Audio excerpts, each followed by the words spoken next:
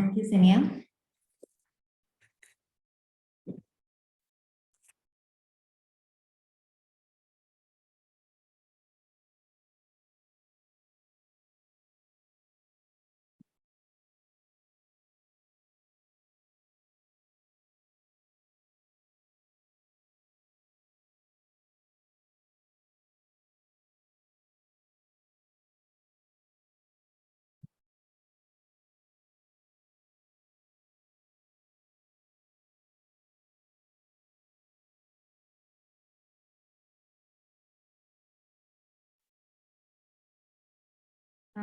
Good evening, everyone.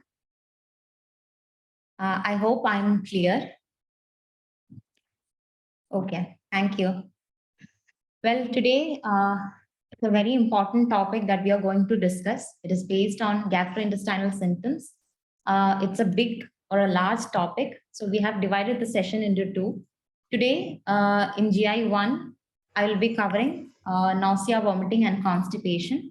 And on the day after tomorrow, we'll be having the second part of this. So today, my main objective is to identify the common GI problems. As said earlier, we'll be discussing nausea, vomiting, and constipation. So I hope everyone might have seen a patient with these symptoms, but in different contexts.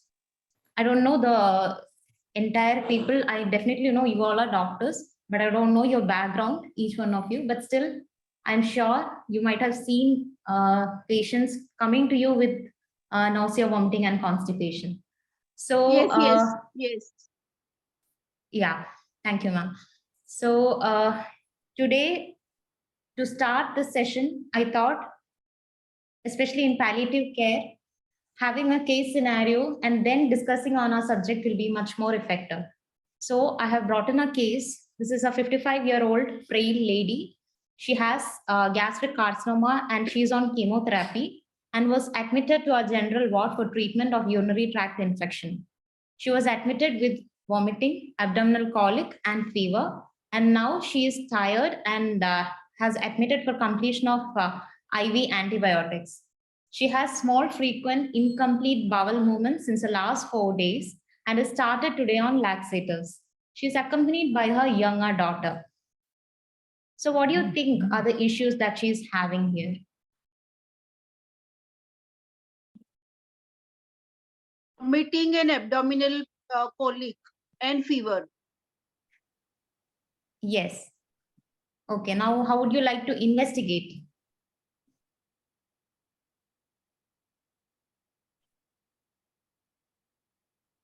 You can use the chat box.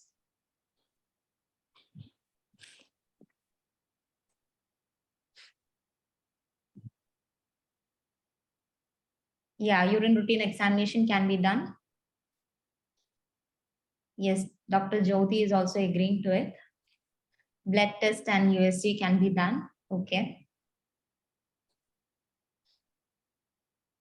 X-ray abdomen. Yes, definitely. Yes, Dr. Harita is also saying about ultrasound. Okay. Now, how would you manage? For vomiting, what are the common drugs that you give for vomiting in your day-to-day practice?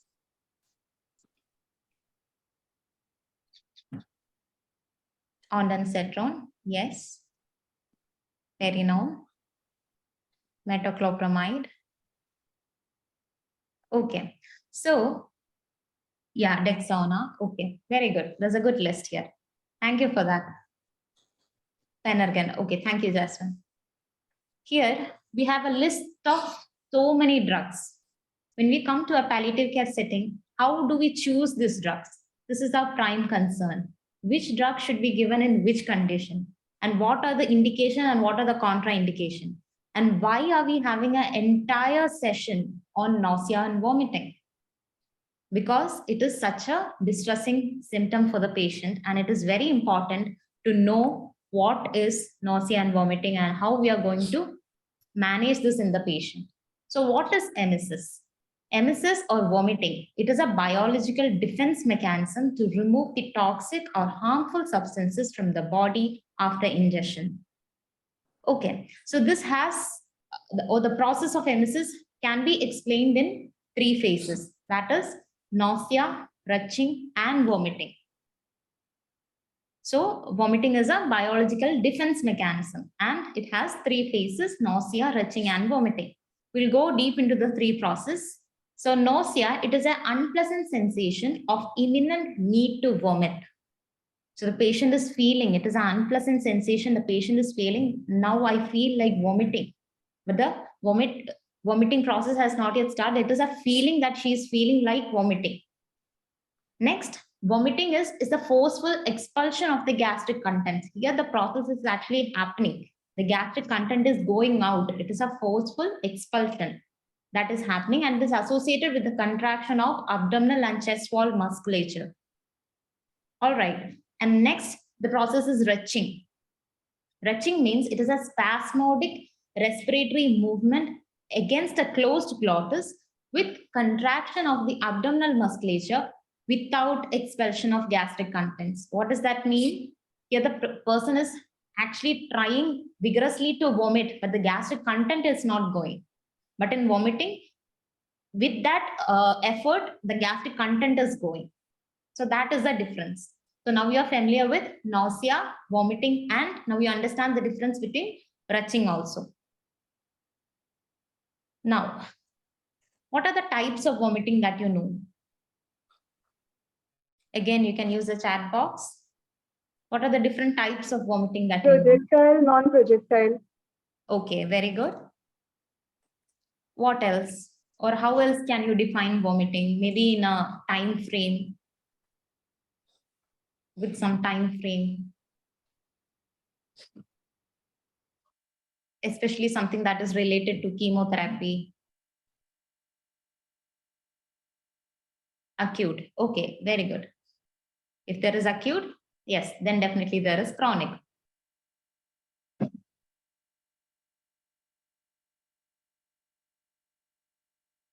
What if the person is on chemotherapy and he has already had a session of chemotherapy and afterwards his next chemotherapy session is planned on tomorrow or day after tomorrow. Prior to that itself, the person is having that feeling of nausea and vomiting. Yes, Parvati has said it is anticipatory. So there is anticipatory vomiting. Okay. So let's see the definitions. Acute. Acute vomiting means it is occurring within few minutes to hours and resolving in 24 hours. That's a very short time frame. That means a patient has undergone chemotherapy and immediately he is vomiting. That is typically seen in chemotherapy associated vomiting. In delayed, or it is occurring usually after 24 hours of chemo, within which will be worst from 48 to 72 hours following the chemotherapy, and it can last for a week also. That is delayed. So today the person has given chemotherapy. Maybe at that point of time he may not develop a vomiting. Maybe after some time that vomiting starts, and it can stay up to 6 to 7 days. What is breakthrough vomiting? The patient is already on antiemetics, but in between the interval, the patient is having vomiting. That is breakthrough vomiting. Now, what is refractory vomiting? Refractory vomiting means it is not at all being managed with the current antiemetic that you're giving. So you're trying your ondansetron, you're trying your perinom, you're trying your Phenergan, you're trying your dexamethasone. Still, it is not working. And then you can say it as the patient is on refractory vomiting. And lastly, you have the anticipatory vomiting. Here, what happens is it is a conditioned response prior to chemotherapy. This is very commonly seen in our patients. Okay, so be familiar with these terms.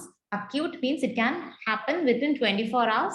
Delayed means it can start on a later date and can last for some time, even up to a week. Breakthrough vomiting means it occurs even though you're giving your antiemetic. In between the dosages, the patient can have a vomiting episode. Refractory means it is unmanageable with the current antiemetic that you're giving. And anticipatory means the patient has a conditioned response prior to chemotherapy. Okay, now we are having this session on vomiting. As I said earlier, this is a very important topic. Why it is important? Because it can affect the patient's functioning, isn't it? The patient is suffering every day the patient is coming to you, he is having pain, he's not able to take any pain medication, he's suffering from pain, he's continuously vomiting, not able to tolerate any feed. The family is affected. The family is asking, doctor, give some medicine, let him have at least a sip of water. Does patient come to you like that? Or maybe we in our family itself might have some similar experiences, isn't it? So this is quite a distressing symptom. The patient is affected emotionally and physically. So we should understand why it is important to treat vomiting. As I said, the patient's daily functioning is affected. The quality of life of that person is affected. There is inadequate symptom control, the fear of anxiety, poor absorption of medicine. Whether you give morphine or whatever pain medicine, the patient is not able to swallow. This continuous refractory vomiting scenarios are very common, which we see. So we have to understand the situation. Okay, and as I said, it escalates the distress of patient as well as the family. Now, what do you think are the causes for vomiting?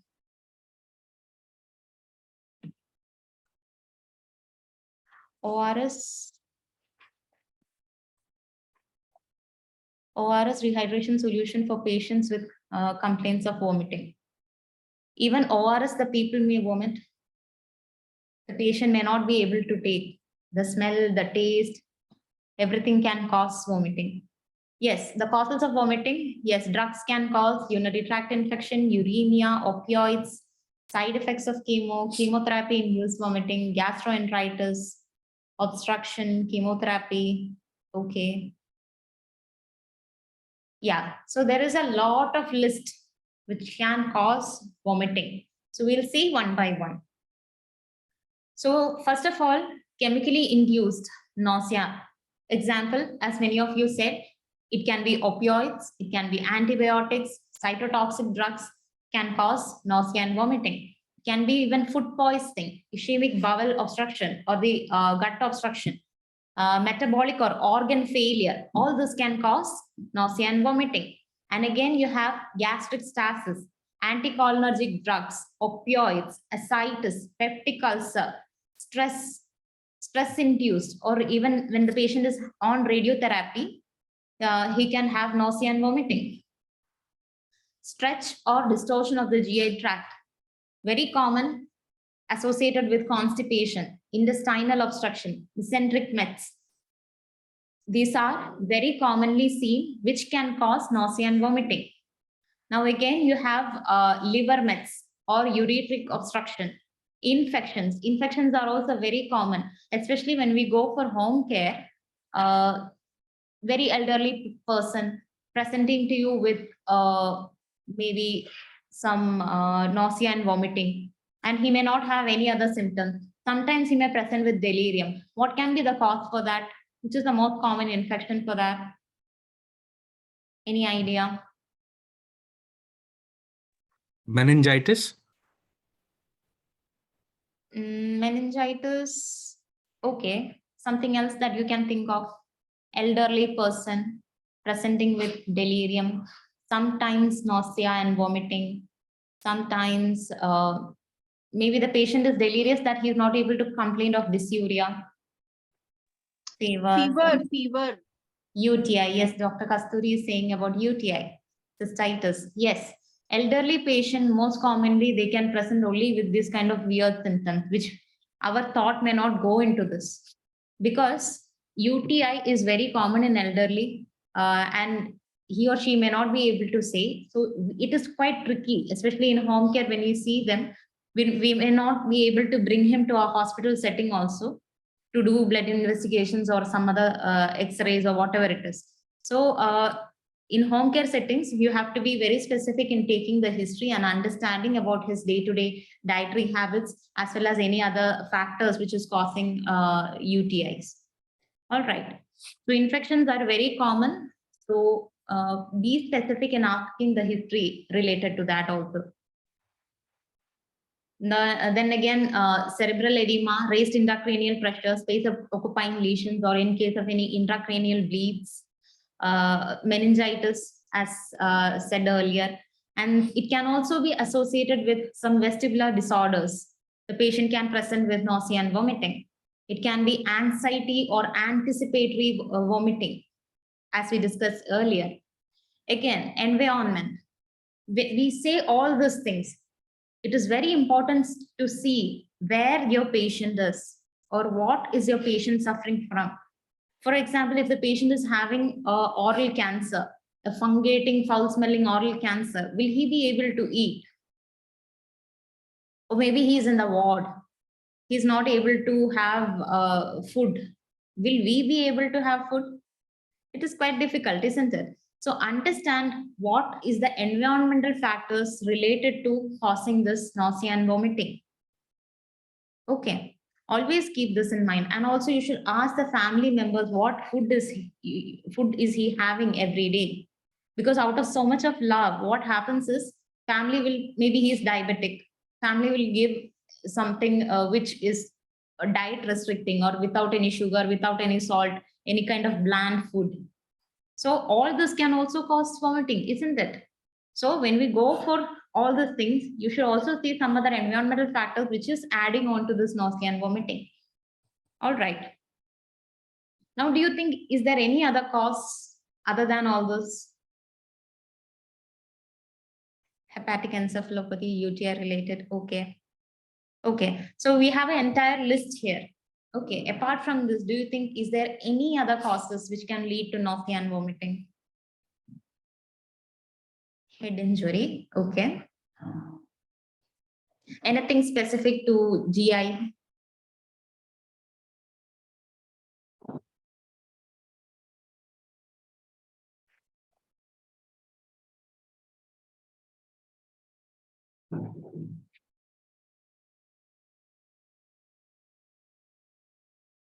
Okay. So these are other important things which you have to keep in mind. Yeah, gastritis. Yeah, that can also be there. Severe constipation. Okay. Pancreatitis. Okay. Now, other important causes, it can also be oral thrush. When the person is continuously vomiting, make sure you look into his oral cavity also. Because in palliative care, oral thrush is a very common thing which you can see leading to decreased food intake. All right, and leading to this decreased food intake because of nausea and vomiting. Okay. And halitosis, mucositis, dysphagia, dyspepsia, hiccups. Hiccups are also very common in palliative care patients, leading to nausea and vomiting. So these things should also be kept in mind. Now, choosing an antiemetic. How or what is your criteria in choosing an antiemetic? These things should be kept in mind. What is the cause for your nausea and vomiting? We have seen the entire list for the causes of nausea and vomiting, isn't it? Now, try to identify what is the cause for this vomiting. Identify the pathway which triggers to the vomiting reflex. Okay, and then identify the neurotransmitter receptor that is involved in this vomiting. Choose a potent antagonist to the receptor identified. Choose the route of administration. Route of administration is very important. Why? Because the person is continuously vomiting. Definitely, we have to go ahead with IV preparations, subcut, or maybe even sublingual preparations are available. You have to titrate the dose, monitor the patients, and review the patient every 24 hours. Is he getting better with the medication that you have prescribed? Okay, and also make sure you administer regularly. It's not like one shot of IV antiemetic you have given, you stop, and then if you go ahead, there is no use. He will not have any any relief of his symptoms. So make sure when choosing an antiemetic, These things are always kept in mind. Now what is our aim? It is, we are prescribing the antiemetic to stop or reduce the frequency of vomiting, to establish compliance of the treatment, to administer the oral medication, to improve the quality of life. All right. Now, coming to the management, always correct the cause. There is non-pharmacological measures that you should always keep in mind. Okay. And dietary modifications that can be done. Block the receptors at various sites. That is the proper pharmacology that you're going to do. So in non-pharmacological measures, avoid situations which induce nausea and vomiting. Just as we discussed earlier, maybe the surrounding or the environmental factors, make sure the patient is having a good ventilation. There is fresh air in that room where he is. A calm, reassuring environment. This should be there. Nurse in the upright position. Whenever you're feeding him, make sure he's sitting or sitting and having his feed. Okay. What if the patient is on Ryle's tube? Is there any chance that he is going to vomit? Or what do you think? If the patient is on a Ryle's tube, is there no other chance for having vomiting? Yes. Yes, he can vomit. Yes. So even if the patient is on Ryle's tube, if he vomits, there is chance of vomiting, and it can in turn lead to aspiration. So vomiting should be taken care of in such patients also. Yes, he can aspirate. Now, continuing with the non-pharmacological measures, you should also take good care of his oral cavity. You should provide him with good oral hygiene. So I hope most of you might have treated oral thrush. Sometimes you may have to go ahead with giving fluconazole tablets, and also oral care with candid mouth paint. And also you can ask them to clean the oral cavity with a solution which can be prepared at home itself. In a glass of water, you can add a pinch of salt and soda bicarbonate. And with that, you can do the oral gargling and swooshing, and then in between, and maybe every 4th hourly or maybe 6th hourly at regular intervals, you can ask them to do the oral cavity rinsing. It will help in decreasing the thrush, and also thereby slowly, it is a very slow process, slowly he'll start having the taste sensation, and he'll feel better and have food. Okay. And also control the malodor. If the patient is on any colostomy or if there is any fungating tumor or decubitus ulcer. So these things should be kept in mind, and you can use suitable distractors. We'll come to that, what distractors are. So distractors means you might have seen, especially in chemotherapy wards, where the patient is given chemo and he'll be watching TV or seeing some magazine. These are all type of distractors. Okay. So another more professional methods are self-hypnosis, progressive muscle relaxation techniques, biofeedbacks, or systemic desensitization. These are all done by the people or the psychologist. You can refer the patient to psychologist. If the patient is having severe vomiting or something like that, you can ask their help also. Okay, these are their techniques of doing such thing. And also you can use it is more useful in anticipatory vomiting. This distraction is more useful in anticipatory vomiting and can be used alone or together with antiemetic drugs. Okay. So it enhances the feelings of control. He will have more control over his vomiting sensation, and it reduces the feeling of helplessness. So it is very important to try these kind of non-pharmacological measures also. Okay. Now, what all dietary modifications will you advise? See, being a doctor, it is not just writing a antiemetic, okay, you eat this, you're going to be okay. No, your job is not done there also. You have to be with the patient, reassure them. They should have that sense of, that trust. That itself is a big satisfaction for them. So when you say them, you say to the patient as well as the family, these are the modifications that you can make in your diet, definitely that is going to help them. Okay. So in dietary modifications, maybe you can advise to take small frequent feeds and also consume food during the daytime. Okay. Small frequent feeds. Why? Because when you take small frequent feeds, the distension is very less. The patient will feel more comfortable, and avoid taking fatty, sweet, spicy foods or carbonated drinks. Maybe more easily digestible foods like rice porridge or something, oats or something very easily digestible foods can be taken. Okay. Eat foods that are easy on the stomach and easy to digest. These things should be advised. Okay. Now what else? Keep the mouth clean and do oral care after each episode of vomiting. Wear loose fitting clothes and have fresh air with a fan or an open window. Make sure the room is well ventilated. There should be limited sound, sight and smell that can cause, limit the sound, sight and smell that can cause nausea and vomiting, and give a contact information if nausea and vomiting is not controlled.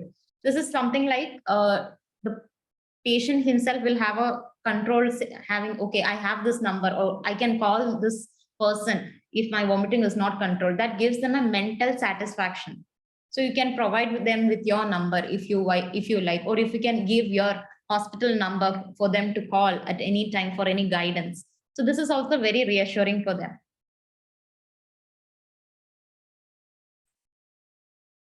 Okay, now coming to the pharmacological measures.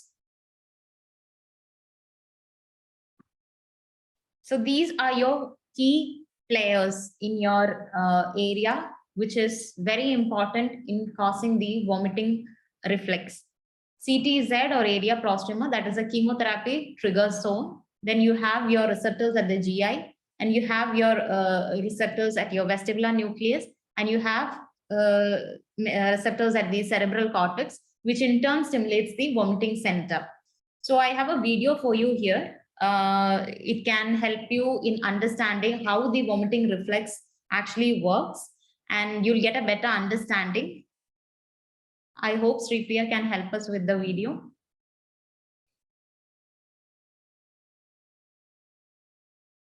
Thank you, Sripriya, for that. I hope the video was useful for you in understanding the physiology, how the vomiting reflex or the vomiting is being happening. And now I hope what I'm going to speak next will make some sense.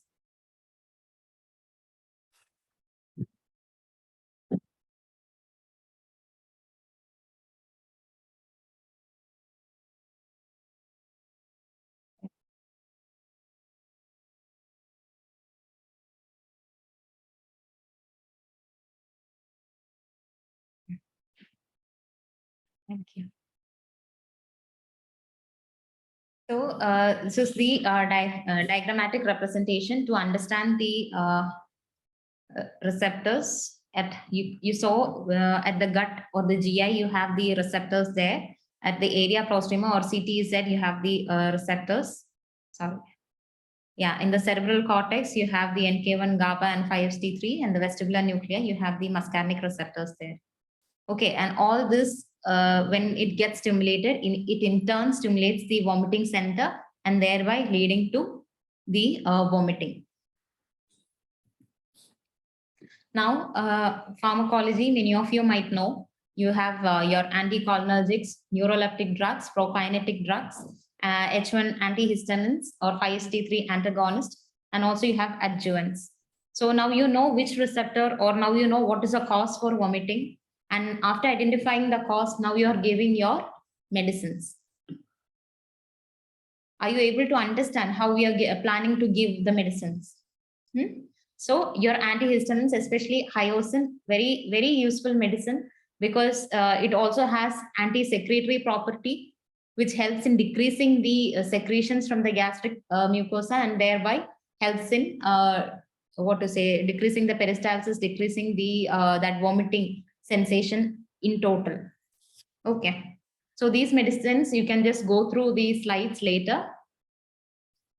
And also, we were saying about the adjuvant antiemetics, especially dexamethasone, how it helps us, like it helps in reducing the peritumor edema or the stretching of the capsule, thereby decreasing the tendency for the vomiting or nausea and vomiting. And benzodiazepines also, it helps in decreasing the nausea and vomiting by bringing some what to say, example like lorazepam and all you can give, especially in case of anticipatory vomiting prior to the day of chemotherapy. It helps the patient very well. Now, in case of refractory vomiting, as you said earlier, you are trying all these medicines. As we saw here, you tried different medicines. Still, the patient is not having any relief with any of this. Then we have to try some other important medicines like haloperidol, olanzapine, levofloxacin. These medicines actually, even though it is termed as antipsychotic, it has very beneficial use in treating nausea and vomiting. And these medicines we use in our practice as well. And also here again, we have corticosteroids, octreotides, hyoscine, cannabinoids, and benzodiazepines. These are all, benzodiazepine is an anxiolytic, example as lorazepam.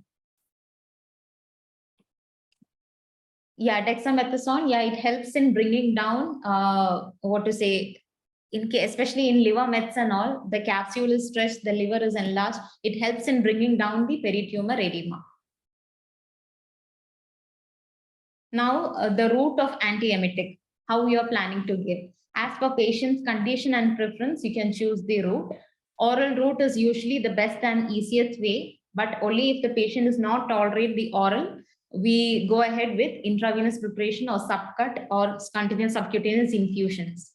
Okay. There are suppositories that is available. You have sublingual preparations. Example, you have this filament which you keep in your tongue, and these are flavored as well. Orange, strawberry, different flavors, sublingual preparations are available. If the patient is able to take that, definitely you can go ahead. And transdermal patches are also available. Now, when it comes to the management of nausea and vomiting, there are particular guidelines in treating patient, especially in palliative care. So document the most likely cause. What is the cause? This is very important. Once you identify the cause, treat the potentially reversible causes and exacerbating factors. Example, some kind of drugs or which can be reduced, or maybe some modifications can be done or not. Or if the patient is having constipation, treat the constipation. See if the patient is on pain. Is the pain that is causing nausea and vomiting? Treat the pain. Then definitely the condition can reverse. Identify if there is any kind of infection, or is he having any cough or something like that. Identify what is the cause. Okay, then you give the medicine. After giving the medicine, you have to review the patient every 24 hours and see if he's responding to the medicine that you have given. Okay, even after 24 to 48 hours with the medicine, he's not having any change, you may have to review the cause. Okay, then remember the 1/3 of the patient will need more than one antiemetic. It is not just you're giving Perinom, but he's not having any relief. Sometimes the patient may be in a refractory vomiting stage. You may have to add on haloperidol. When you combine haloperidol and Perinom, then the patient may will attain the antiemetic. So there is no one drug regime. Maybe you may have to add more.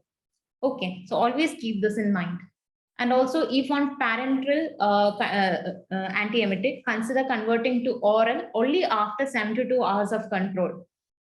Okay, that means today you have given your IV preparation, and then you are seeing, if you go to the next day and then you start giving him oral, maybe the condition may reverse back. So let the patient be on IV preparations for at least 72 hours, and then you think he's having good control with it. Then you switch it over to the oral preparations. Okay. Now, these are the common medicines, and I have just written the dosage, the starting until what you can go hike your dose. Okay, haloperidol, you can start with 1.5 and can go up to 20 milligrams per day as per oral or sub-Q preparations. Metoclopramide, again, 10 to 30 milligrams, 2 to 4 hourly.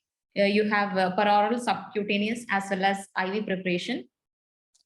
Sub-Q route is very common, especially in palliative care. We use sub-Q route because it is very difficult to get IV lines in these patients.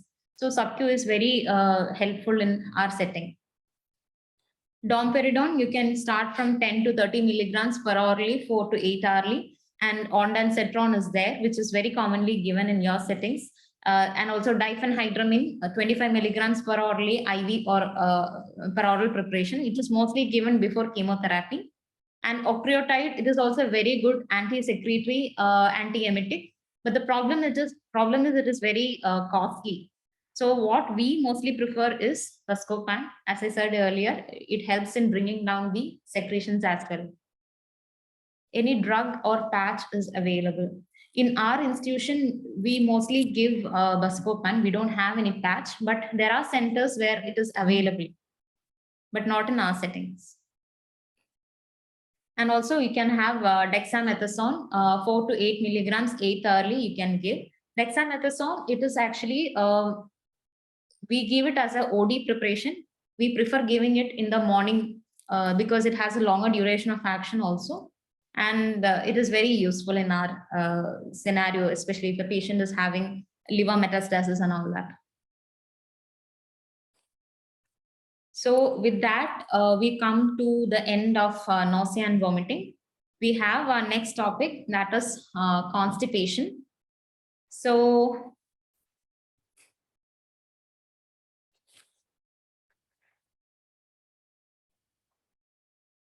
not sure about the availability in India.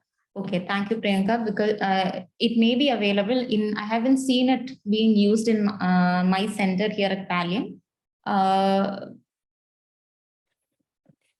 Yeah, we can just check on that and update. Is anyone using that in anywhere? Anybody others want to add on to that?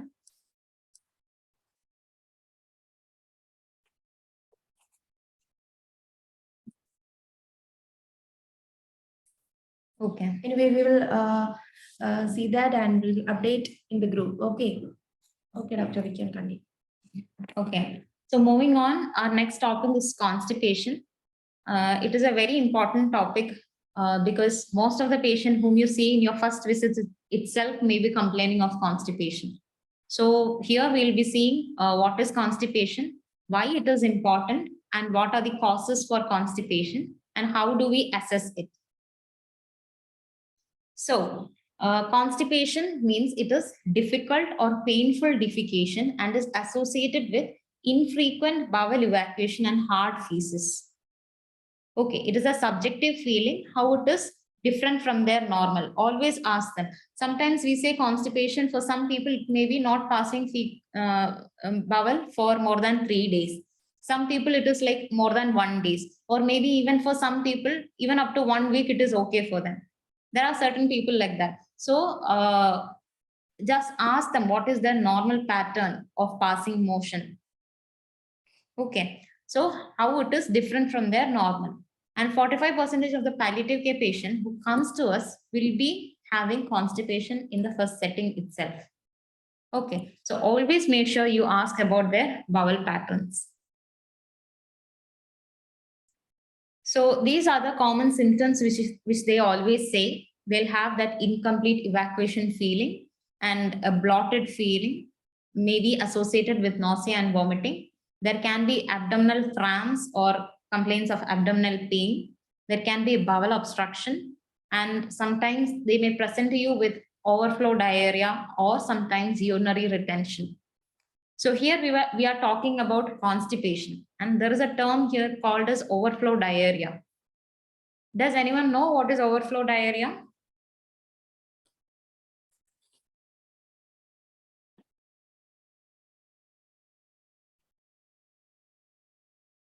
Give proper dietary advice. Dr. Nandini, do you want to add on that? What are the dietary advices that you prefer to give?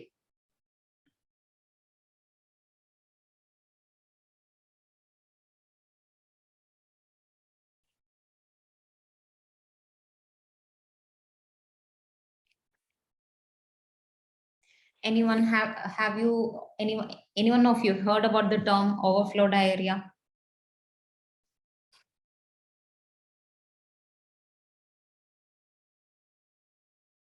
Watery stools due to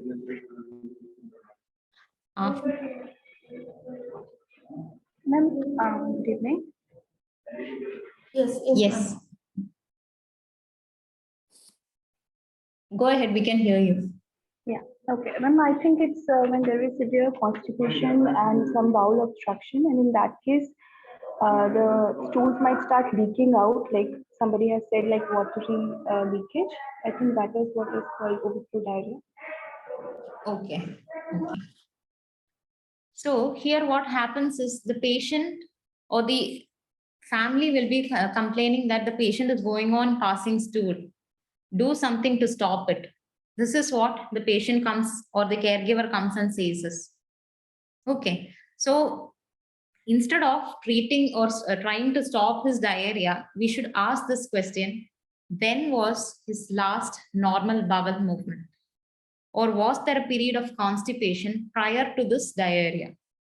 So then the family will definitely say, yeah, he was constipated for more than maybe 2 weeks. And now he is having diarrhea. Now it is continuously going. What can we do? So here actually what happens is, yeah, in this picture, can you see my cursor? Here, what happens is there is fecal matter, which is obstructing. And the newly formed stools will come up here. And the water starts seeping down. And it will seep down and come out. All right, but this thing will be there itself. The fecal matter, or it can even turn like a fecolith also. So what we try to do is here, we should do a PR, or correctly we have to check, do a rectal examination, identify, is it diarrhea itself, or are you getting a fecal matter, or is the rectum loaded? Okay, that's how we identify this. Even though the patient or the family is saying there is diarrhea, make sure you ask, was there a period of constipation prior to this? And if it is yes, and definitely go ahead with the rectal examination. So this is what is happening in spurious diarrhea. There will be fecal matter or there will be a loaded rectum. The newly formed stool, the water starts seeping down, and then that water comes down along mixed with some amount of fecal matter, and that you see as diarrhea. Okay, so sometimes it can lead to urinary retention as well. I'll tell you a case scenario. So very commonly or very recently, when we went for a home care, the caregiver was calling us for a catheter change. She was going on calling us to do a catheter change, but actually the catheter was changed 1 week back. Still, she was saying there is block in the catheter. Doctor, please come and change this. So we try to find out what is the cause for this catheter block. So on detailed history taking, we understood that the patient is having, as per the caregiver, the patient is having diarrhea, but that's okay. At least he's eating a little bit, something has been going. She's happy with that. Only this catheter block is what is causing so much of trouble for her. The patient becomes in distress and she's not able to handle it. So before we could take her words for granted, what we did was we did a PR, and we could find that the rectum, there was a lot of fecal matter there, and we did digital evacuation, followed by we gave enema. Yeah, because of fullness of rectum due to loaded stools. Yes, that is what we can see in the rectal examination. We can see the rectum is loaded. So we did a digital evacuation, and then we give the enema. In this type of overflow diarrhea, or where you see is there is severe constipation, we usually prefer to give high-up enemas. High-up enema means here what we do is we put a suction catheter, well lubricated suction catheter has been inserted, and then following which you give a phosphate enema. Sometimes we may need 2 phosphate enemas at a time. There what happens is, here we insert the suction catheter here, and it will bypass this fecal matter and go inside, and it can reach up till here, the suction catheter, and then you give the enema. So it will work here locally, and then this purging of fecal matter happens. Understood? That is in normal enemas, what you do is you directly give the enema here. It only has action here. Sometimes the fecal matter is higher up. So in order to bring it down, or in order to make that passage clear, if you give a higher enema, especially in this kind of overflow diarrhea or severely constipated patient, if you give it like that, it is more beneficial. Okay. So if a patient is complaining of this urinary retention, and what happened after giving the enema, the patient's catheter started flowing very clearly. Okay, the fecal matter was actually compressing the urinary bladder and thus causing the retention. So these things should be kept in mind. These are all very tricky. This is very common in palliative care or elderly patients. When you go for a home care, very commonly you can see this. When you see the patient is having urinary retention, make sure you ask the bowel pattern as well. Okay. So now coming to the causes for constipation. Here again, you have your pharmacological drugs, most commonly opioids, and also you have antidepressants, anticholinergics, antiemetics, antacids, and somatostatin analogs. These are all the pharmacological drugs which can lead to constipation. Metabolic factors, you have your dehydration, hypercalcemia, hypokalemia, uremia. This in turn can lead to constipation. Poor diet, low fluid or fiber intake can also lead to constipation. Environmental factors, hospitalization, inability to attend the call. What if the patient is in a ward? She's admitted in a general ward. Okay. She is having, or maybe she is reluctant to use that common toilet, which everybody is using. So she doesn't prefer to go to that toilet. These are environmental factors which can lead to constipation. So all those things should be asked for, only then you'll understand. Okay. Instead of writing a laxative then and there, maybe you should ask, are you okay with the toilets used? Are you able to use the toilets here? Or maybe inability to attend the call. Maybe she's accompanied by a small daughter, younger daughter she is having. Okay. And she may not be able to take her to the toilet or sit on a commode chair and use the toilet. Maybe she needs somebody else even if she's in the house. What if there is nobody in the house, or she has to wait till somebody elderly person comes in? So these are the environmental factors which you should keep in mind and ask for in your patient. Okay. And also next, moving on to the neurological problems, malignant spinal cord compression, sacral nerve infiltration can lead to constipation. Maybe some pelvic tumors or radiotherapy induced painful anorectal conditions or intraluminal obstructions that can lead to constipation. And also if the patient is having depression or weakness, immobility, inactivity, sedation, age, this can also lead to constipation. So these factors, these causes of constipation, always you have to keep in mind. Now, why are we so concerned with constipation? Why can't we just leave it alone? Why are we worried? What is a complication that constipation can lead to? Is there something in the chat?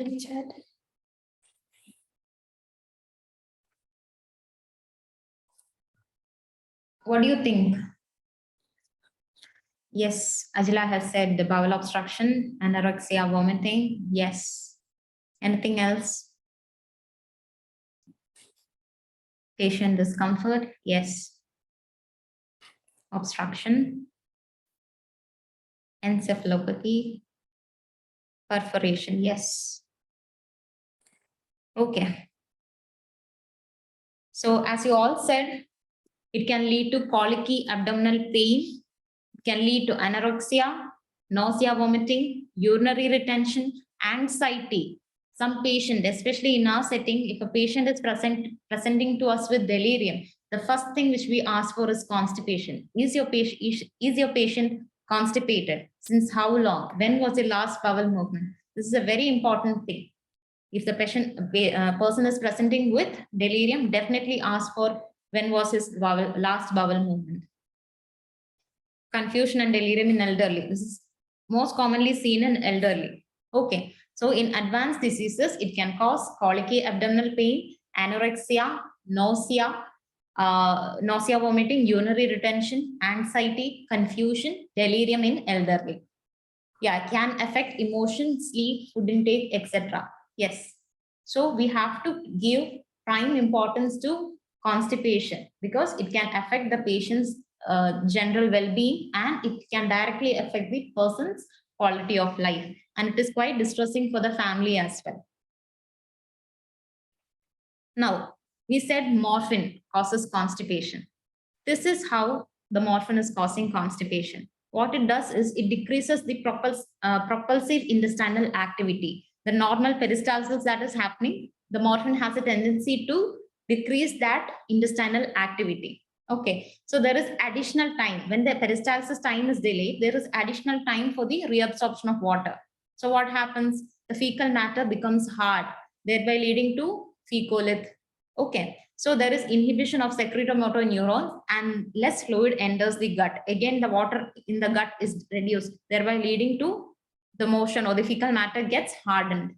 It reduces the sensation of rectal distension and in turn, it leads to fecal impaction. So we always say morphine causes constipation, morphine causes constipation. This is how it causes constipation. Again, it reduces the propulsive intestinal activity is reduced, thereby the water reabsorption, the time available for the water reabsorption is increased. So it inhibits the secretomotor neurons and the less fluid enters the gut. Again, it reduces the sensation of rectal distension and thereby leading to fecal impaction. Now coming to the assessment. How will you assess? Always ask the patient, what is normal for the patient? Okay, ask the frequency, ask the amount, consistency, is it blood stained or not? When was the last bowel movement? Is the patient experiencing any abdominal discomfort or is there any cramping, nausea and vomiting or excessive gas or rectal fullness? Does the patient regularly use laxatives? What medicines are the patients on? Is constipation a recent change? What type of diet is a patient on? These are the common questions which you should always ask your patient. What is normal for the patient? Very important question. You may find it very silly, but always ask what is normal for your patient. The amount, consistency, is it blood stained or not? When was the last bowel movement? And another important thing is the patient may come to you saying that he has constipation. He has tried some laxatives of his own. He went to the pharmacy, bought some laxative. He had some laxatives. He already have tried everything. And then he's coming to you. So make sure you ask what laxative did you take? At what all interval did you take? Okay, after taking the laxative, what was the outcome? Or sometimes you prescribe some laxatives and you say, oh, this laxative is very bad because after taking this, I had a whole purge of this thing and I'm not able to tolerate it at all. So these kind of histories you may get. So make sure you ask all those things. Now, the common issues that you get to see from the patient or maybe the caregiver is he's not having enough food. Then how will he pass motion? He's only taking some sips of fluid. Then how will he pass motion? Or maybe the caregiver may say he's having diarrhea. It is not constipation. He's having diarrhea. Then you're giving again laxatives. Why are you doing this? These are the common issues which we face in our practice. So we have to make the person, we have to make the caregiver or the patient understand why we are asking for or what is overflow diarrhea. We have to educate the caregiver. This is happening. It is not diarrhea. Actually, it is because of chronic constipation. Now he is presenting with spurious diarrhea. Okay. And even if you're not eaten anything or not having any solid food per se, but still there is some amount of metabolic waste that is being produced in your body, and that should be excreted. This message should be conveyed to your patient or the caregiver, because in large bowel, the transit takes around 3 to 4 days, even in normal people. Stool contains shedded epithelium, and major bulk is by the byproduct of bacterial action. Even if the patient has not taken any food for a few days, he may need a bowel care. So make sure you say the patient, even if he is not having any solid food or heavy large meals, there is some amount of metabolic waste that is being developed in the patient, and it is necessary that he passes this every day. Or maybe according to his normal pattern, maybe that is once in 2 days. All right. So this common issues will come in your day-to-day practice, either saying he's not taking enough food, then how will he pass stool? Or they'll say he's having diarrhea, and then why are you giving laxatives? These are the common things which the patient or the caregiver can ask you. So this is called the Bristol stool chart. I hope you might have seen in your clinical practice. This is a very useful chart which we can show our patient as well as the caregiver in understanding what type of stool the patient is passing. So he or she can either point it out, and so that we get an idea like what is the type of stool he's passing. Okay.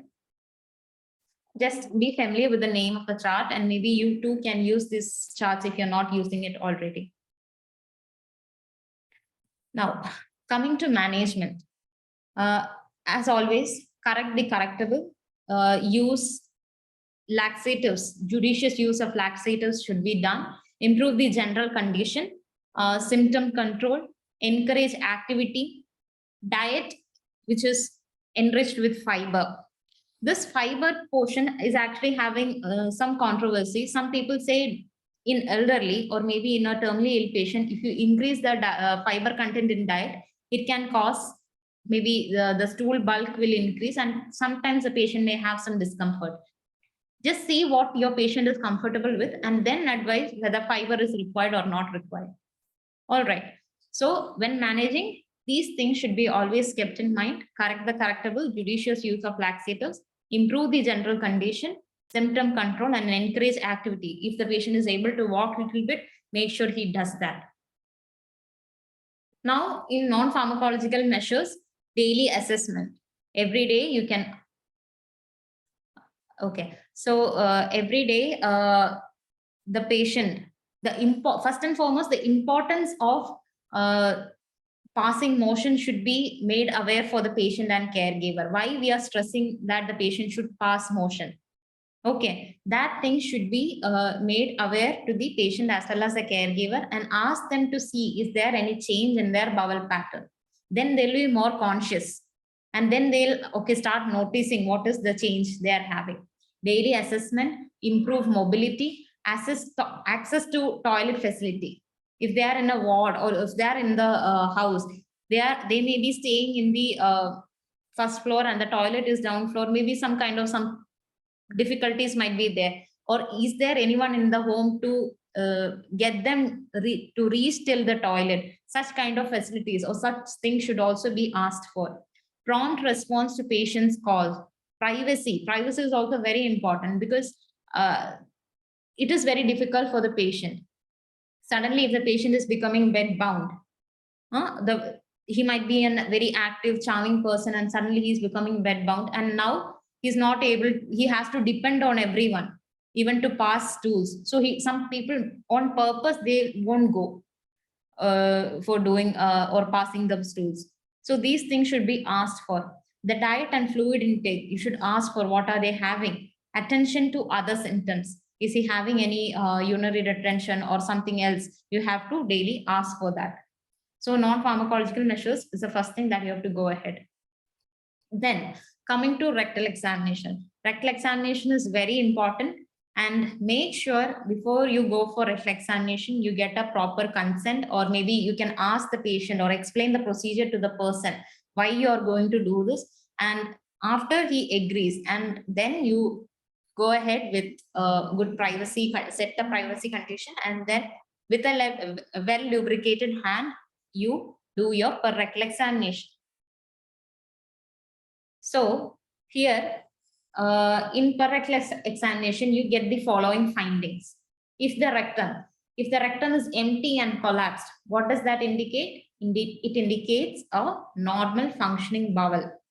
Okay. If the rectum is empty and dilated, what does that indicate? It indicates that feces is higher up in the bowel. That is why it is dilated. When you enter, it is dilated and it is empty and dilated. Or if there is more space, we call it as balloony rectum. That means there is gross constipation. Fecal matter is very high up, and then you can have a lot of space for your fingers to move around. Okay. Then if the feces in the rectum, you're able to touch the fecal matter, you're able to feel it, determine the consistency and manage accordingly. Manage accordingly means maybe you can do a digital evacuation, or maybe you can keep a suppository, or maybe you can give an enema. Okay. Sometimes when you do a per rectal examination, you can feel some tumor mass, irregular, hard, immobile. Then you have to manage accordingly. Maybe you'll have to send him to a surgeon or for an expert opinion. Okay, so these are the common findings which you get while doing a per rectal examination. If it is balloony, there is a lot of space when you do PR, definitely that indicates gross constipation. Okay, in this condition, as I said earlier, you have to put a suction catheter and then give a enema. Sometimes with one enema, there may not be any bowel movement. Sometimes you have to repeat the enema on the next day or maybe the other day, if it is very gross constipation. So always keep this thing in mind. If you are charting morphine for the patient, definitely make sure you write laxatives. In that prescription, if you write morphine, make sure you write laxatives. Okay.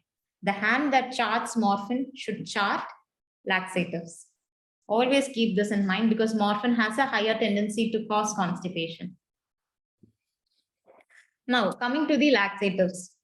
There is bulk forming laxatives like isval husk and methyl cellulose, fecal softeners like liquid paraffin, osmotic lactulose, magnesium salts, stimulant laxatives like bisacodyl. In large bowel, we have the senna, and others like metoclopramide. Metoclopramide, why? Because it causes the, it has a prokinetic action. So it helps in forward movement of the gastric contents. So the most commonly which we use is bisacodyl because it is a stimulant laxatives. We don't usually prefer bulk forming because it may be quite difficult for the patient. So it in bulk forming, it increases the fecal matter, thereby stimulates peristalsis, and bulkier and softer stools will be there. It is unsuitable for elderly and debilitated patients as they need to drink extra fluids, not normally used in palliative care patients. Now we have osmotic laxatives like lactulose, non-absorbable sugars. It exerts an osmotic influence, causing water retention in the lumen. And it can cause sometimes dehydration and cause cramping and nausea. Fecal softeners like liquid paraffin, not used alone as a laxative. It has to be combined with a stimulant laxative. Okay. Next, coming to bisacodyl, it has a direct action on myenteric plexus and submucosal plexus, has both motor and secretory action, and should be avoided in complete obstruction. What happens if you give a bisacodyl in complete obstruction? It can lead to increase in pain and sometimes even perforation. Okay, because it is stimulant laxative. So may identify at what stage your patient is and then write the medicines. So this is a prescription, model prescription. If you're writing morphine, make sure you write bisacodyl or along with a stool softener. Either you can start bisacodyl 10 mg HS plus a stool softener. And if it is not working, you can increase the dose to BD preparation along with the stool softener. If it is not working, you can give it as a TDS dose along with a stool softener. And per rectal measures, definitely, as we discussed earlier, manual removal may be required. And also you can keep suppositories. Suppositories, make sure when you are inserting the suppository, it touches the rectal mucosa. Okay. Without touching the rectal mucosa, if you just keep it in the center, it may just go and hit the fecal matter. It is not going to make any difference. Okay. So whenever you are inserting the suppository, make sure after doing a PR, you insert the suppository touching the rectal mucosa. Only then it will have that local action and then help in bowel evacuation. All right. Then, as we said earlier, low and high enemas are there. Higher enema, usually we prefer higher enema, especially in chronic constipation. And we usually what we give here is phosphate enema. So spurious and overflow diarrhea, we have discussed earlier. It is a sudden onset of diarrhea after a period of constipation. It is suggesting chronic constipation and fecal impaction. Rectal measures and digital evacuation is a treatment followed by regularization of laxatives. So constipation is a symptom, not a disease. No laxative works if you do not give enough or if you do not give it at all. Will generally need a softener and stimulant. Now coming back to the case again, now after our discussion, what do you think are the issues which this 55-year-old lady is being facing? I know we are running short of time. Incomplete bowel movement. Yeah, there is incomplete bowel movement. And why is that so? What do you think might be the reason?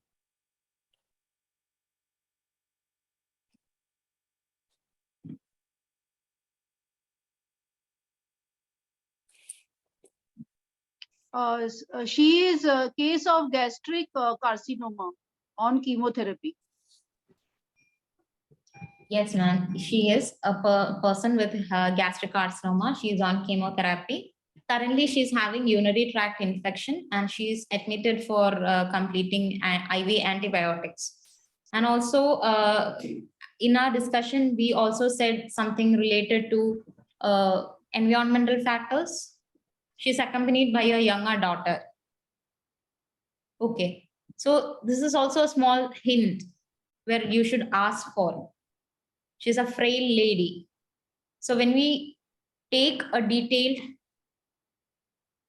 yeah, definitely. She can't use the facility because there is nobody to support her. So this can also be a factor which is leading to the call is not being answered or she's not able to use the facility.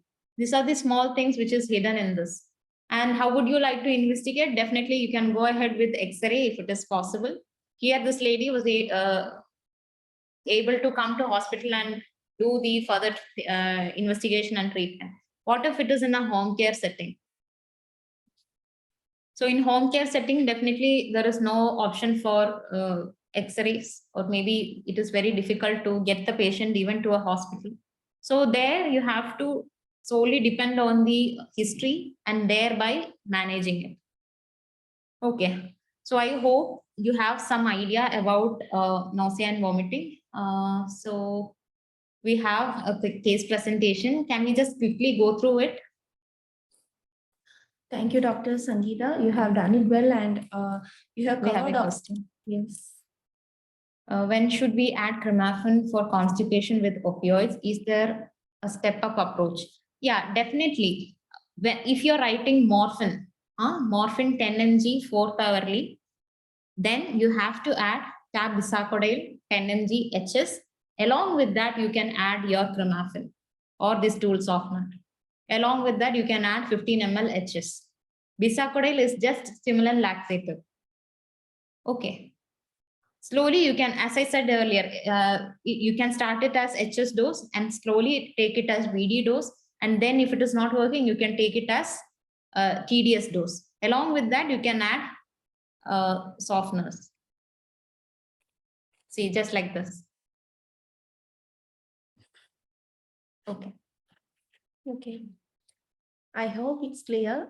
Thank you, Dr. Sangeetha. Actually, you have covered all the points and everything in detail you have covered. Even simple points also covered in detail. So that I think all of you have got a very good idea on the management of nausea, vomiting, and constipation, the most common symptoms we face from GIs. Okay. And now we are running short of time and we have a case presentation as well. And now today, Dr. Ravi Shankar, he is working as general manager in clinical operations in Nagpur Cancer Center. And welcome, sir, and over to you. We can just go through that. Thank you very much for the introduction. Good evening, everyone. Yeah, my patient is a 58-year-old male who was diagnosed as a cancer stomach, T3N2 and metastatic. He was admitted on the 8th of November and he was discharged on the 11th of November. Next slide, please. So he had on admission nausea for 3 to 4 days and vomiting on and off, severe back pain, tightness of stomach, and generalized weakness. It's a known case of carcinoma stomach presenting with nausea, which was insidious in onset and was associated with vomiting. Vomitus was undigested food material, no blood, bile, or mucus, non-projectile, and the nausea was aggravated by sight of food or food products, increased on food intake, and relieved with antiemetics and warm water. Patient says sight of food causing nausea and please the previous slide. And he feels fruits and water helped in controlling the symptoms along with antiemetic drugs. Next slide. He also complains of distension and tightness of stomach all the time, causing uneasiness. He also complains of severe backache, not relieved by rest and aggravated by movements. He complains fatigue and generalized weakness. There is no history of any fever. There is no history of loose motions, constipation, or burning menstruation. Patient not on any opioid medication. Patient reported to the hospital with similar complaints in before, and he was diagnosed as a case of moderately. That was the first time he was diagnosed as a case of significant adenocarcinoma in March, and had some similar complaints in nausea, vomiting, and also constipation that time, and was admitted with in this hospital in July. Due to uncontrolled symptoms, he was again admitted in July 22 and had to undergo a palliative gastrojejunostomy and a feeding jejunostomy, which was subsequently closed in September. He is not a known case of any chronic disorders like hypertension, IHD, diabetes, or tuberculosis, or COPD. He's a non-smoker. He does not give any history of suggestive HIV or chronic liver, lung, or kidney disease. Next slide, please. So he was treated with 8 cycles of chemotherapy since March 22. And the first dose was started on the 11th of March and the last dose was given on 24th of June. And palliative gastrojejunostomy and feeding jejunostomy was done on 29th of July 22. On examinations, vitals were stable. General examination consisting of did not show any positive or any significant finding. Abdomen was distended. Surgical scar was linear, 4 to 5 inches from xiphoid to umbilicus. Non-tender, 5 to 7 centimeters soft lump palpable in the epigastric region. Non-tender and it is movable. It was movable. No hepatosplenomegaly or no free fluids. Bowel sounds were present. Rectal examination was not done by me. CNS, no neurological deficit. Respiratory system air entry was equal and no other abnormality even in the CVS. Next slide, please. The investigation revealed a hemoglobin of 11.6 gram percent. WBC 6,740 was slightly on the lower side. Neutropenic 60, lymphocytes 13, monocytes 8, and eosinophil 2. SGPT, SGOT were on a slightly lower side. And serum albumin was also mildly lowered. All other investigations were, biochemical investigations were within normal limits. His PET CT suggested of disease progression. The earlier CT abdomen, which was taken in October, had shown signature adenocarcinoma. Even before that, the March one also showed the same thing. And it also showed metabolically active neoplasm of stomach with metastatic lymph node in that is in a PET scan in July, and histopathology of mesocolic lymph nodes showed metastatic deposit of mucinous adenocarcinoma in mesocolic lymph node. Next slide, please. He was treated with injection Pantocid and injection Perinom, injection Contromol, injection paracetamol, and Sirofremifene, Practin, and Becozink. And D-Rice sachet 60,000 once a week, and IV fluids and supportive care was given in the hospital. And he became asymptomatic, and his vomiting subsided, and later on, and his nausea, vomiting subsided. He later on could tolerate whatever meal in a form which he would prefer, and he was discharged with these medication, and he was asked to review after 2 weeks. So in summary, this 58-year-old male, known case of moderately differentiated signature adenocarcinoma, admitted for supportive care with complaints of vomiting on and off, severe backache, tightness of stomach, and generalized weakness. On admission, he was well oriented with stable vital, distended stomach, and other systems examination within normal limit. He had undergone 8 cycles of chemotherapy since March. Palliative gastrojejunosome, feeding jejunosome was done in 29th of July 22. Biochemical parameters showed normal electrolytes, mild lowering of SGPT and serum albumin. PET scan, PET CT suggested disease progression. Patient was treated with IV analgesics, antiemetics, antacids, and IV fluids and supportive medications. Patient was discharged in stable condition and asked to follow up after 10 days. The main concerns were nausea, vomiting, and constipation, severe low backache, progressive disease were shown in PET CT, chemotherapy, feeding jejunostomy. Psychiatric aspects that can be considered as helplessness, anxiety, and dependency on others. So the discussion points here, I would like to bring in the metastatic carcinoma of stomach per se can cause all the symptoms which a patient had presented with. He has been repeatedly presenting with the symptoms of nausea, vomiting, constipation. And since it was a metastatic carcinoma, we should have thought of palliative care from the day one of reporting to the hospital. So treating specific needs to be concerned, and long-term plan and the end-of-life care. These are the points for discussion. Yeah.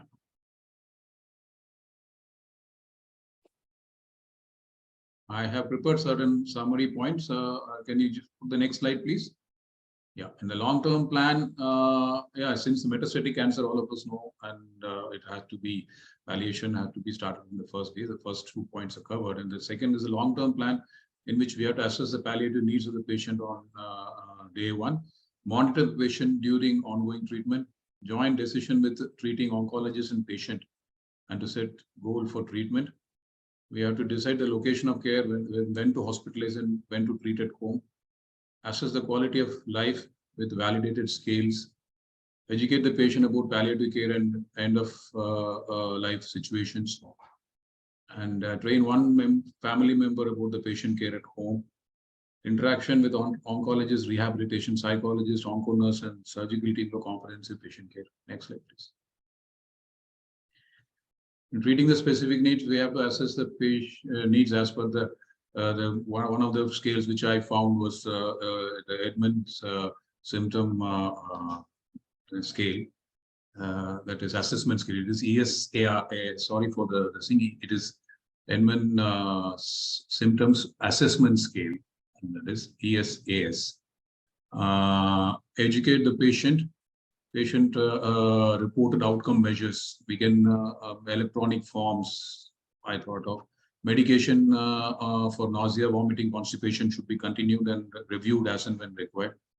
Pain management for his backache. Maybe he did not complain later on, maybe because once his constipation was relieved and he was feeling is symptom free over a period of 3 to 4 days, his backache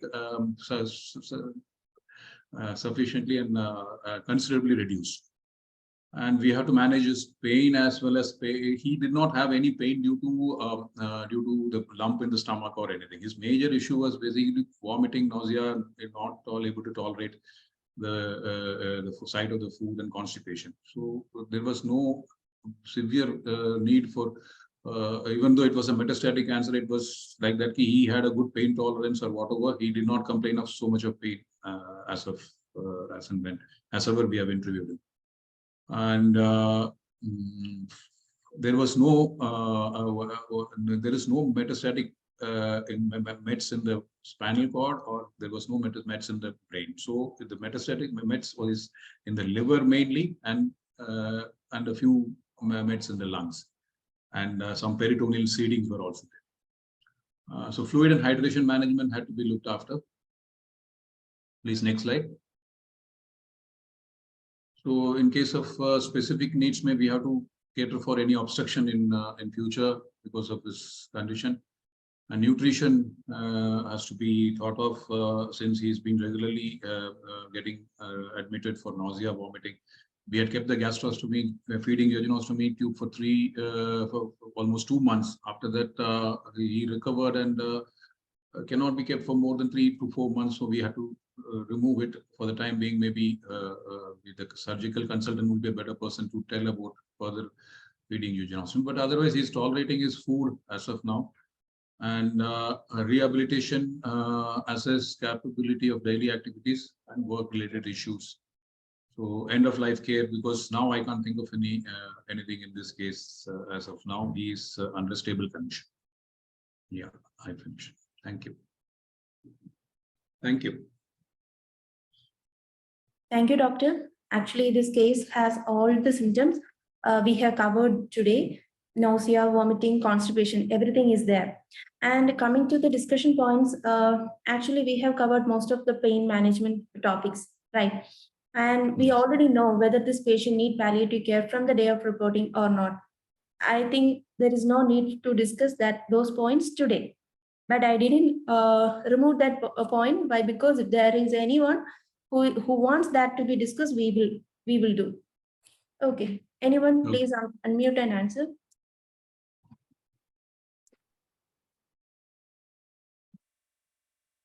Okay. Anyway, we can move on to the next points. Okay. Actually, this patient has CA stomach and presented with main concerns. We need to assess nausea, vomiting, constipation, pain, and any other, doctor? Any other points? No, nothing. These are the 4. Mainly, he had come with Yes. nausea, vomiting, and constipation, which he actually gets repeatedly admitted in the hospital. Yes. At least once in 2 months or so, he gets admitted. Yes. Sometimes even once in 15 days, he comes back with these complaints. Yes. And his main concern is only this every time. Okay, and our Dr. Sangeetha has covered almost all the things in detail. And now I would like to hear from all of you. Can anyone say what is the cause of vomiting or nausea in this patient? What are the most common causes? Any case, when coming to us, we should assess the cause of that symptom, why that is causing. Here we are addressing nausea, vomiting, constipation. And for that, we should see anything in the history, in treatment, or any investigations, or anything. And we have seen this case, and anyone can, or Dr. Ravi Shankar can also answer. Yes, ma'am. I think that his nausea and vomiting has got 2 main aspects to it. One is because it is a signature adenocarcinoma. Maybe there's a gastric outlet obstruction which is causing not sufficient food is passing through. So he is developing nausea. That is one thing I can think of. Second thing is the thing is because of his chronically he's having this thing, and the moment he knows he's going to vomit, it's maybe an anticipatory thing is also involved, because he says whenever he sees the food or smell of the food also causes vomiting. So I think it is possibility of anticipatory vomiting or gastric outlet obstruction. Of course, that is a main reason maybe for his vomiting. Okay.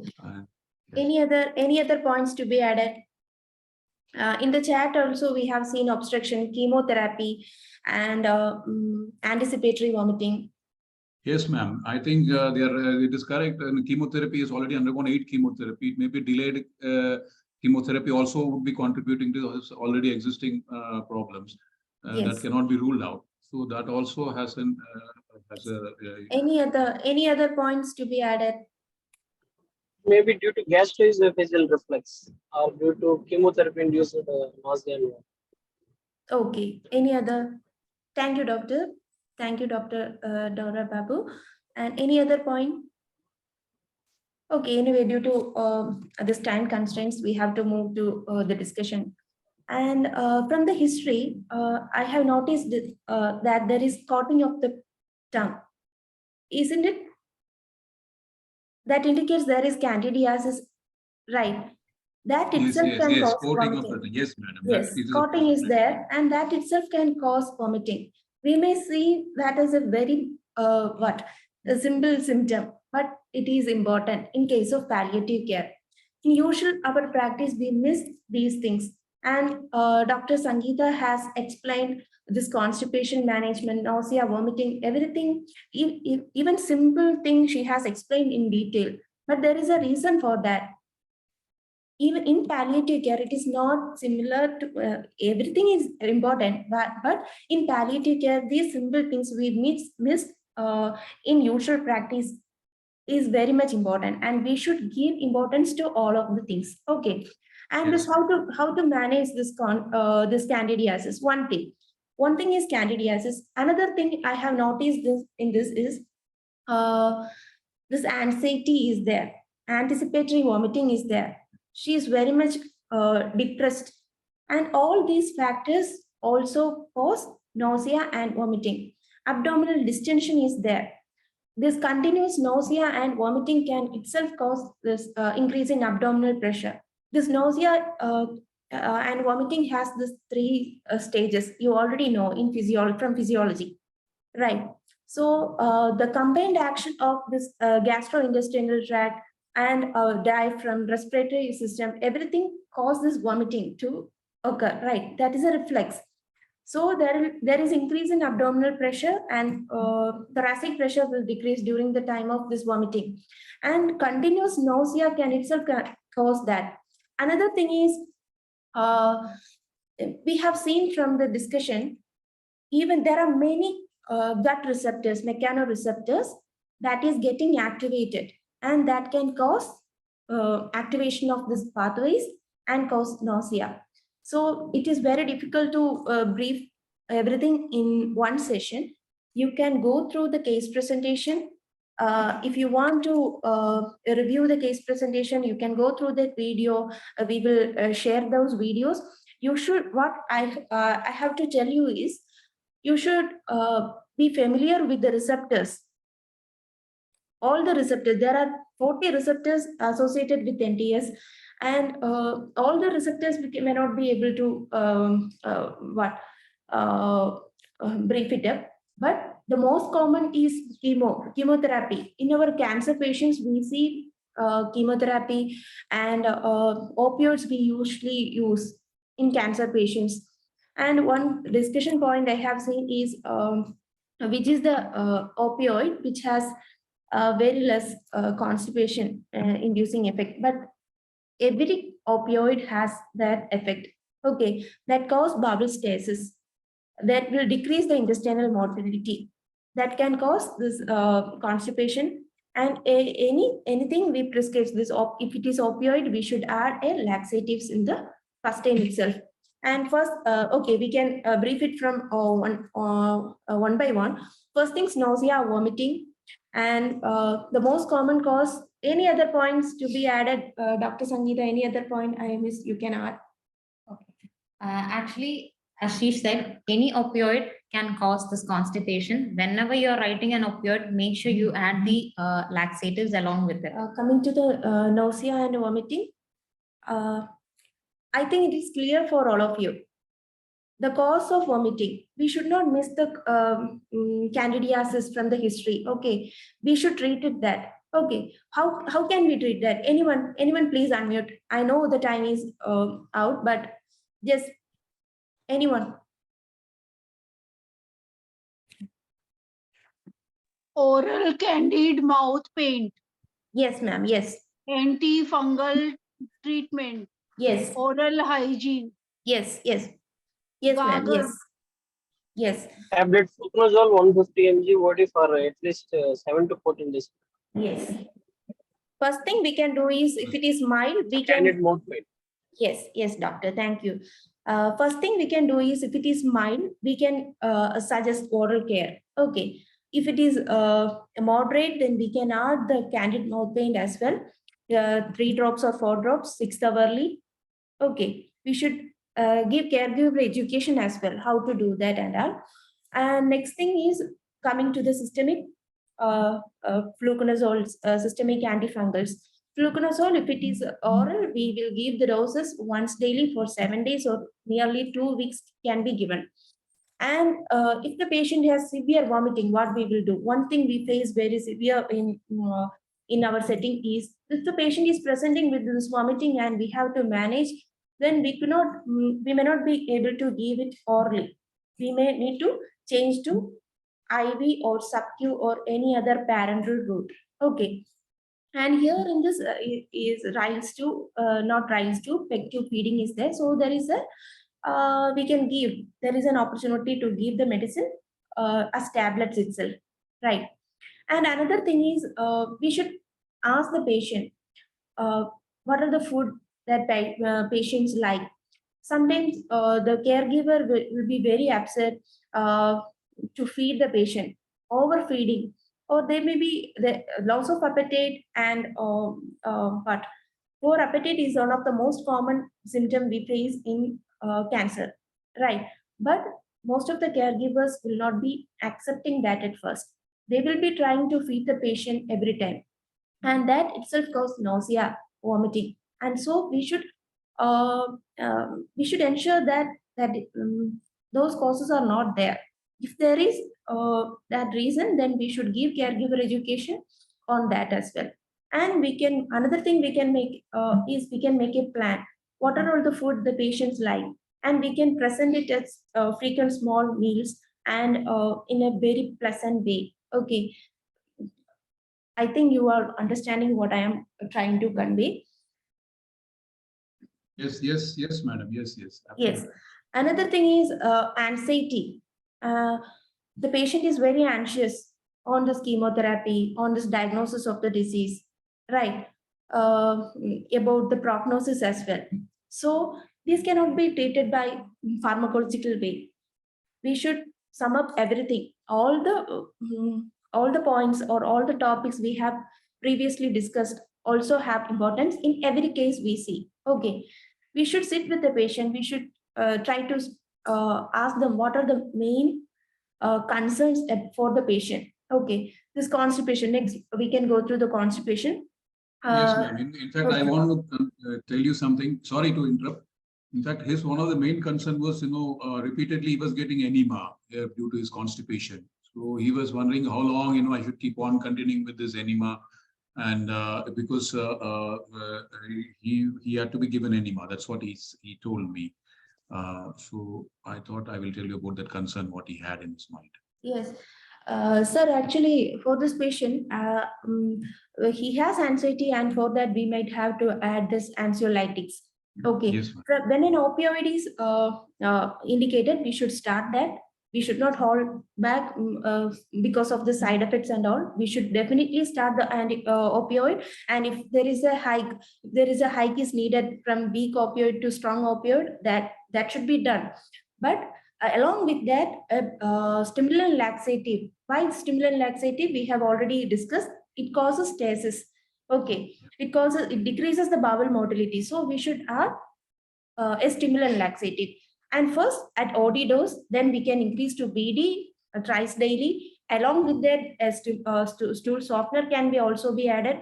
And one thing we should give caregiver education that importance of giving laxatives along with opioids in the first time itself. Otherwise, patient who is on opioid will present with the symptoms like constipation, and this constipation can cause delirium, abdominal pain, nausea, vomiting, all this can present. Okay, so everything should be kept in detail. And repeat enema. Regarding this repeat enema, first we should do is, if there is a history of constipation for a few days or few weeks, then first thing we should do is we should evacuate the bowel, and after that we should try to make a bowel pattern for the patient. Bowel habit, we used to say, we should ask them to take this laxatives regularly. Sometimes it may not be adequate for the patient for having a regular bowel pattern. So if it is like that, we should tell them, if there is no adequate bowel opening for once in 2 days or 3 days, then definitely the bowel should be evacuated with a suppository or an enema. This has importance. Why? Because if there is any single or simple discomfort itself that can cause emotional disturbance, already the patient is in very fragile state. So all these simple points also has very importance.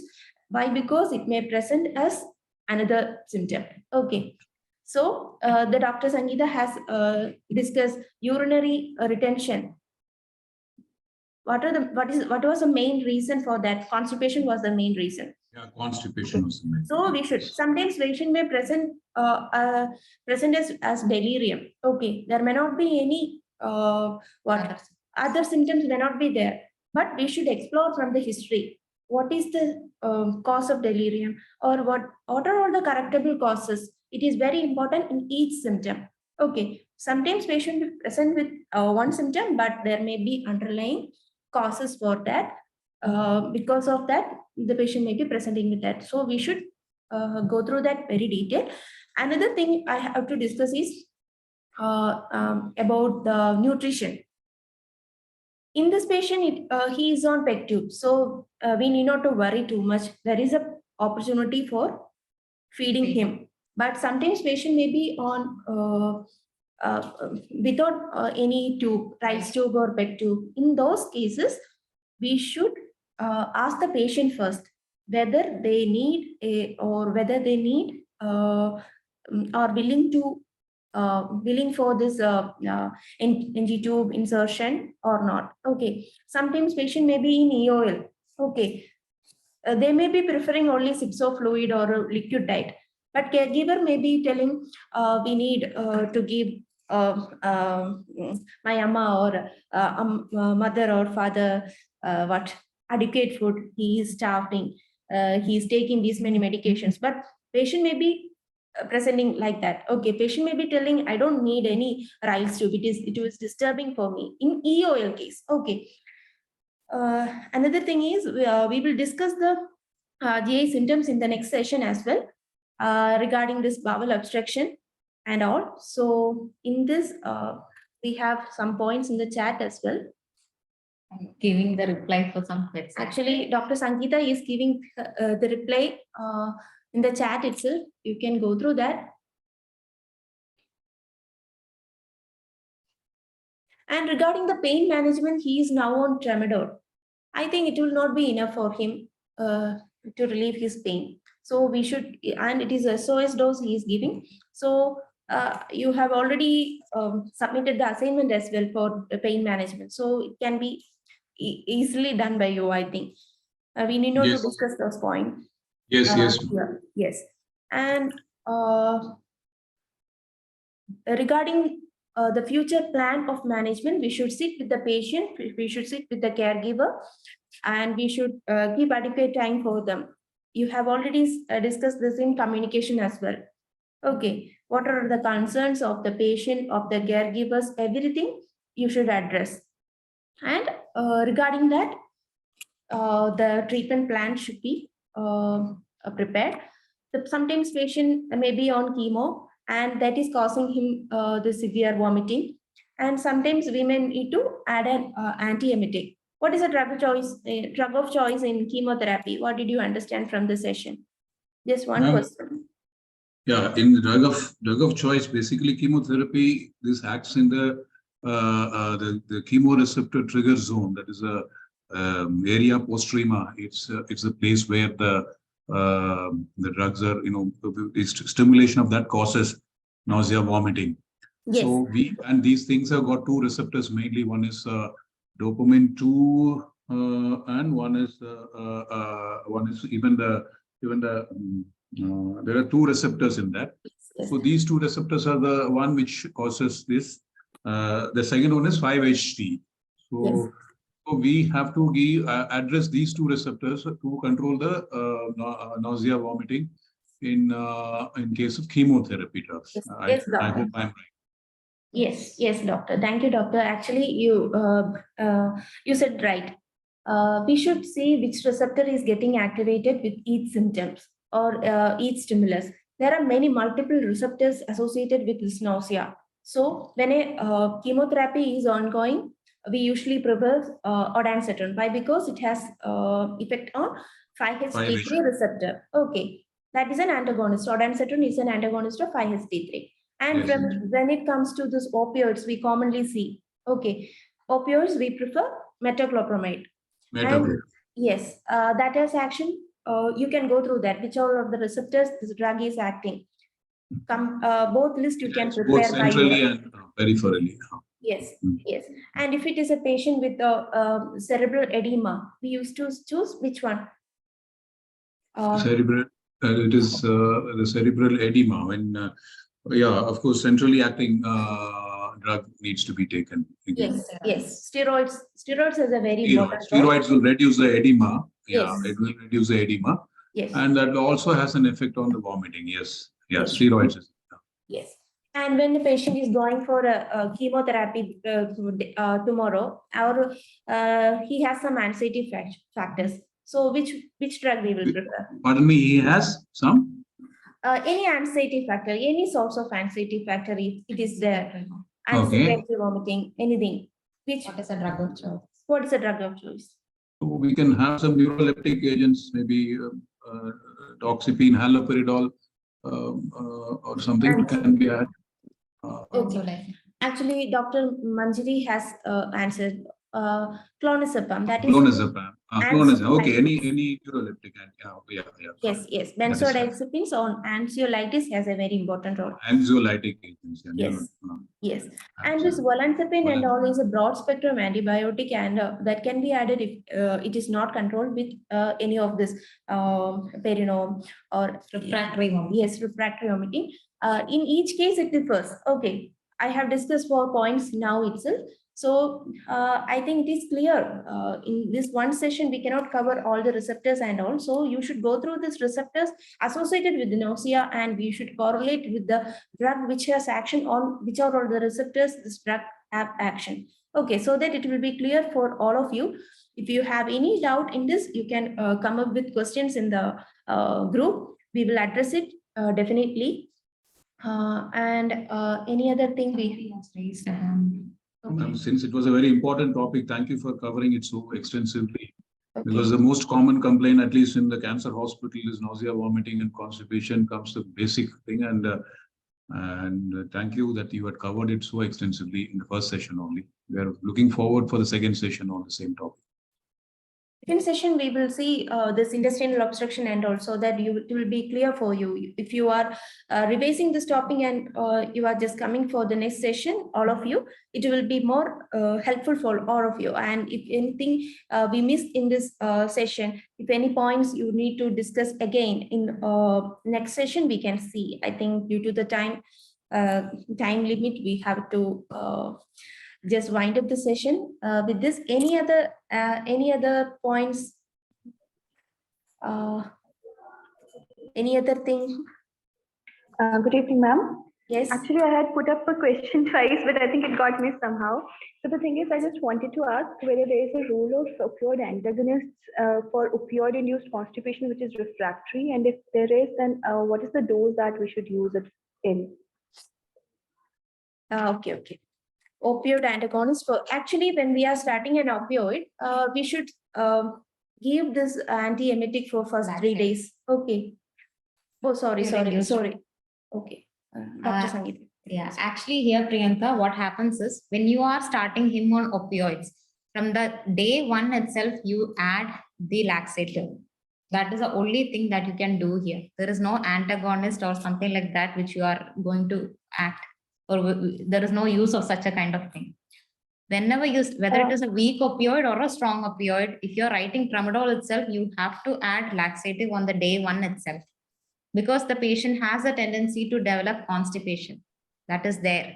So you add the laxative on the day one itself and watch for his symptoms. When he comes back for the next review, you ask him, how is your bowel pattern? On the day one itself, you make sure you convey the message that this medicine has the tendency to cause constipation, so that he'll give extra care in taking that laxative.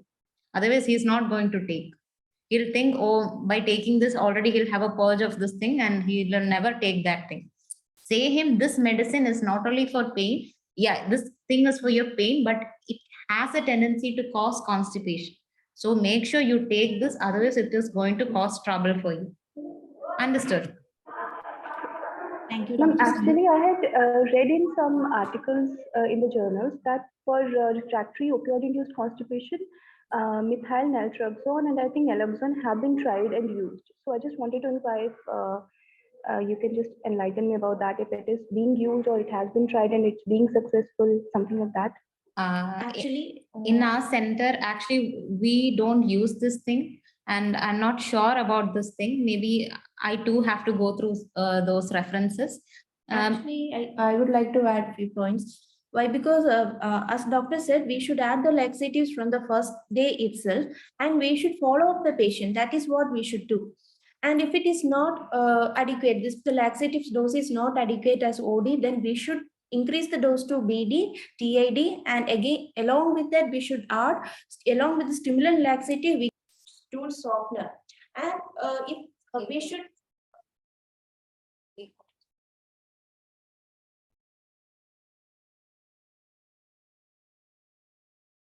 Another thing is, okay, we should add the stool softener and we do the parectal examination. We should see what is going on with that bubble status. Okay, we should see the parectal examination and we will get an idea whether it is hard stool, whether it is soft stool, or whether it is loaded rectum, whether it should be evacuated, or whether in some cases, this constipation may not be due to any of these reasons.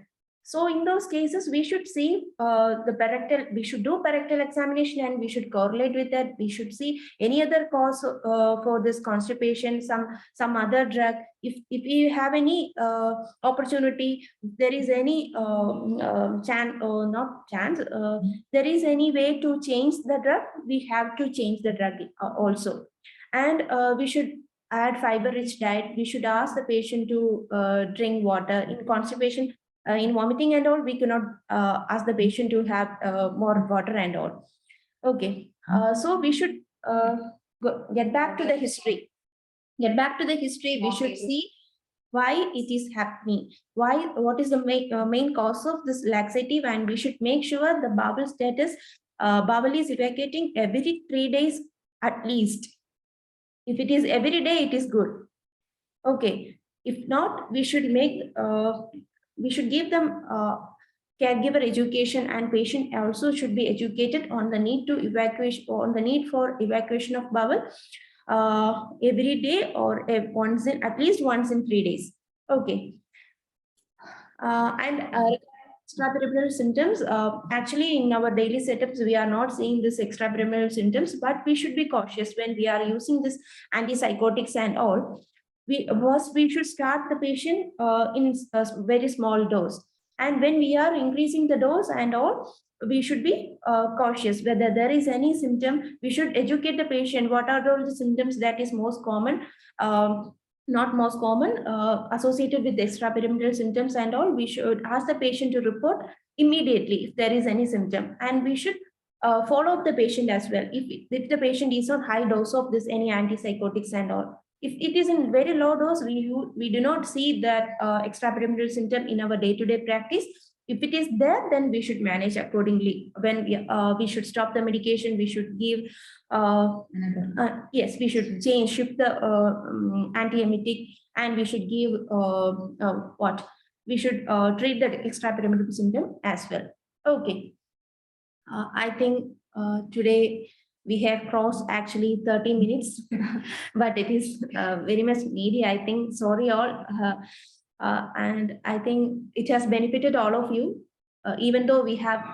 It was a long discussion, but it was a very useful discussion. And I hope it was beneficial for every one of you. And we want every one of you to take back this knowledge and benefit the patient who is coming to you. Yes. With this, we are signing off from here. Dr. Grishma, Dr. Sangeetha, and Senior. Thank you all, and we'll meet you in the next session. And please go through this session and come up with new points. Anything to be discussed, we will see in the next session. Okay, thank you all.